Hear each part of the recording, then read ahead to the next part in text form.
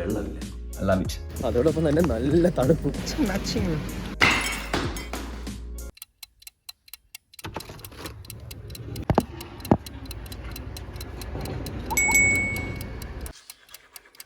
ഞാനിവിടെ വന്നിട്ട് ഏറ്റവും ചലഞ്ചിങ് ആയിട്ട് എനിക്ക് തോന്നിയൊരു കാര്യം ഞാൻ പറയട്ടെ.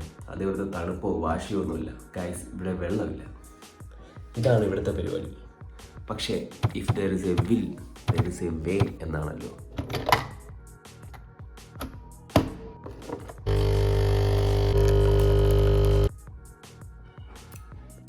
രാവിലെ ബ്രേക്ക്ഫാസ്റ്റ് ഒക്കെ കഴിഞ്ഞ് ലെറ്റർ ബോക്സ് നോക്കിയപ്പോൾ എനിക്ക് കുറേ ലെറ്റേഴ്സ്. ഞാൻ തന്നെ ഞെട്ടിപ്പോയി. എനിക്ക് വരാൻ ലെറ്റർ അയക്കാൻ. പിന്നെയാണ് മനസ്സിലായത് ഇത് വൈസ് ആപ്പിൽ നിന്ന് എനിക്ക് അയച്ച ഫിസിക്കൽ കാർഡാണ്. ആക്ച്വലി ഇവിടെ വന്നിട്ട് ഞാൻ ആദ്യം ചെയ്ത 2-3 കാര്യങ്ങളിൽ ഒന്നാണ് ഒരു ഇൻ്റർനാഷണൽ ബാങ്ക് സ്റ്റാർട്ട് ചെയ്യാൻ എന്നുള്ളൊരു ഐഡിയ. പക്ഷെ നമുക്കൊരു ഫ്രഞ്ച് അക്കൗണ്ട് സ്റ്റാർട്ട് ചെയ്യാനായിട്ട് വളരെയധികം പ്രൊസീജിയേഴ്സ് ഉണ്ട്. എന്തുകൊണ്ടും ഈസി ആയിട്ട് എനിക്ക് സ്റ്റാർട്ട് ചെയ്യാൻ പറ്റിയൊരു കാര്യം വൈസ് അക്കൗണ്ടാണ്. എനിക്ക് തോന്നുന്നു ഒരു 1 വീക്ക് ആയതേ ഉള്ളൂ. അതിനിടയ്ക്ക് തന്നെ എനിക്ക് അതിനുള്ള കാർഡ് അയച്ചു തന്നു. ഓൾറെഡി ഡിജിറ്റൽ കാർഡ് ഉണ്ട്. അത് വെച്ചിട്ട് നമുക്ക് പേയ്മെൻ്റ് ഒക്കെ ചെയ്യാം. Actually it's A beautiful card. I love it.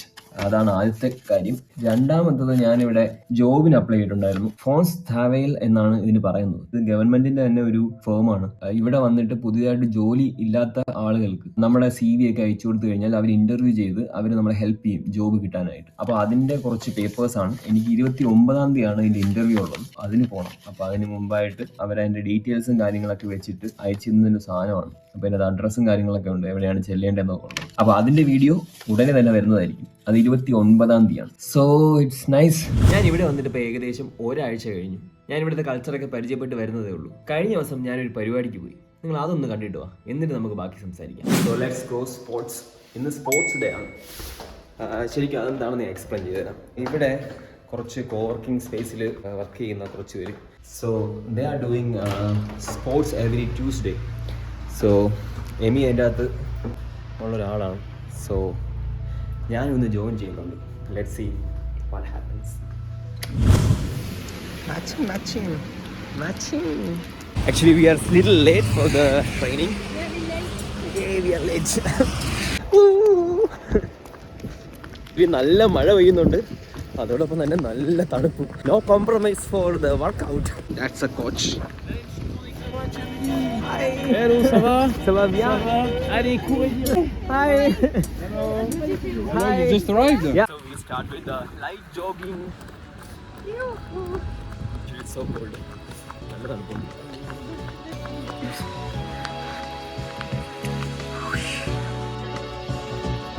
Actually, I'm so proud of these people. It's so cold and it's raining and they are working out. So cool. Hey. I think this city doesn't matter rain.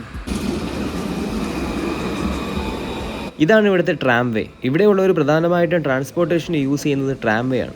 French language പഠിക്കുന്നത് കൊണ്ട് തന്നെ എവിടെ എന്തൊക്കെ എഴുതിയിരുന്നാലും ഞാനത് വായിച്ചു നോക്കാൻ ശ്രമിക്കാറുണ്ട്. ഇത് ഞാൻ ട്രാമ്പിൻ്റെ അകത്ത് കണ്ട ഒരു ബോർഡാണ്. പലതും പുതിയ വാക്കുകളായതുകൊണ്ട് ഞാൻ ഗൂഗിൾ ട്രാൻസ്ലേറ്റ് യൂസ് ചെയ്താണ് ഇത് മനസ്സിലാക്കി വന്നപ്പോൾ പരിപാടി കൊള്ളാം. ഇത് ശരിക്കും പറഞ്ഞു കഴിഞ്ഞാൽ ഒരു മുന്നറിയിപ്പാണ്. TBM ഏജന്റുമായിട്ട് എന്തെങ്കിലും അടി ട്രാമ്പിന്റെ അകത്ത് വെച്ച് ഉണ്ടായാൽ 18 നിയമവശങ്ങൾ നമ്മളുടെ മുകളിൽ ചുമത്തപ്പെടാം. 8 വർഷം വരെ ജയിലിൽ കിടക്കേണ്ടി വരും. 6 സിവിക് എഡ്യൂക്കേഷൻ വർക്ക്ഷോപ്പ് അറ്റൻഡ് ചെയ്യേണ്ടി വരും. 350 മണിക്കൂർ ഫ്രീ ആയിട്ട് കമ്മ്യൂണിറ്റി സർവീസ് ചെയ്യേണ്ടി വരും. അതുകൊണ്ട് തന്നെ എല്ലാവരും വളരെ സമാധാനപരമായാണ് ട്രാമ്പിൽ യാത്ര ചെയ്യുന്നത്. ട്രാമ്പിൽ മാത്രമല്ല, ഇവിടെ എല്ലായിടത്തും ഇതുപോലുള്ള ഓരോ റൂൾസ് ആൻഡ് റെഗുലേഷൻസ് ഉണ്ട്. നമുക്കത് പയ്യെ പരിചയപ്പെടാം. ഞാൻ ഈ താമസിക്കുന്ന നഗരത്തിന്റെ പേര് ബോർഡോ എന്ന് നിങ്ങൾക്ക് അറിയാമല്ലോ. ബോർഡോ ശരിക്കും പറഞ്ഞു കഴിഞ്ഞാൽ ലോകത്തിലെ തന്നെ ഏറ്റവും വലിയ വൈൻ പ്രൊഡ്യൂസിങ് സിറ്റിയാണ്. നിങ്ങൾ ഇതുവരെ വൈൻ ബോട്ടിൽ എങ്ങനെയാണ് എക്സ്പോർട്ട് ചെയ്യുന്നതെന്ന് ആലോചിച്ചിട്ടുണ്ടോ? അല്ലെങ്കിൽ അതെങ്ങനെയാണ് പൊട്ടാതെ അടുത്ത രാജ്യത്തേക്ക് എത്തുന്നതെന്ന് ആലോചിച്ചിട്ടുണ്ടോ? ആലോചിച്ചിട്ടുണ്ടെങ്കിലും ഇല്ലെങ്കിലും നമുക്കിത് എങ്ങനെയാണ് എന്ന് നോക്കാം. ശരിക്കും ഇതാണ് വൈൻ ബോട്ടിൽ ഇട്ട് വെക്കുന്ന കവർ. അപ്പോൾ നിങ്ങൾ ആലോചിക്കുന്നുണ്ടായിരിക്കും ഈ ഒരു കവറിലിട്ട് എങ്ങനെയാണ് പൊട്ടാതിരിക്കുന്നതെന്ന്. ശരിക്കും പറഞ്ഞാൽ ഈ കവർ ഇൻഫ്ലേറ്റ് ചെയ്യും. ഇത് ഉപയോഗിച്ച് ഇൻഫ്ലേറ്റ് ചെയ്യും. Now it's a crash test. We can try നമ്മളിത് ശരിക്കും താഴെ ഇട്ട് നോക്കാൻ പോവാണ് എന്താവുമെന്ന് കണ്ടറിയാം. നിങ്ങൾ എന്ത് വിചാരിക്കുന്നു? പൊട്ടൂലേ? Let's see. Is the wine bottle will explode or not? This is the first level. Okay? Ready? It's good. Okay, next level. Up to this side. ശരിക്കും എൻ്റെ ഹൈറ്റ് നിട്ടപ്പോൾ ശരിക്കും ഇതിൻ്റെ രണ്ട് ലൈൻ ഓഫ് എയർ ബബിൾ എക്സ്പ്ലോർഡായി. പക്ഷേ കുപ്പിക്കൊന്നും സംഭവിച്ചില്ല, പക്ഷേ ഇത് എക്സ്പ്ലോർഡായി. I don't know like you guys can see or not, but ഒരു റൗണ്ടും കൂടെ ചെയ്യുവാണ്. ഇതിൻ്റെ PSI ഇപ്പോൾ 8.5 ആണ്, അത് 9.5 ആ ലെവലിലാക്കിയിട്ട് നമുക്ക് ഒന്നും ഇട്ട് കൊടുക്കാം. Let's go for 9.5 PSI. Now I set to 9.5 PSI. We are so confident. Nice. So like most probably like the packets will be like this, right? Like, and it will be like inside a cardboard, so it's super safe. So but I want to try from this side. Still അത് ആ ഒരു air ചാനലിൽ പിന്നും എക്സ്പ്ലോർഡായി. So ശരിക്കും ഇത് എന്താണ് സംഭവിച്ചതെന്ന് വെച്ചാൽ 14 PSI വേണം ഇത് ഫില്ല് ചെയ്യാൻ. We were doing it for 10 PSI. So that's a problem. 14 PSI ഇടുമ്പോൾ എന്താണ് സംഭവിക്കുന്നത് നിങ്ങൾ കണ്ടിട്ടുണ്ടോ? നിങ്ങൾ അതൊന്ന് കണ്ടിട്ട് വാ.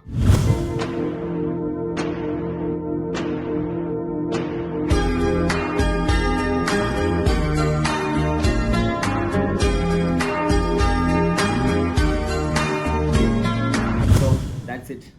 Hope you guys enjoy the video. So, അടുത്ത വീഡിയോയിൽ കാണുന്നവരേക്കും വണക്കം.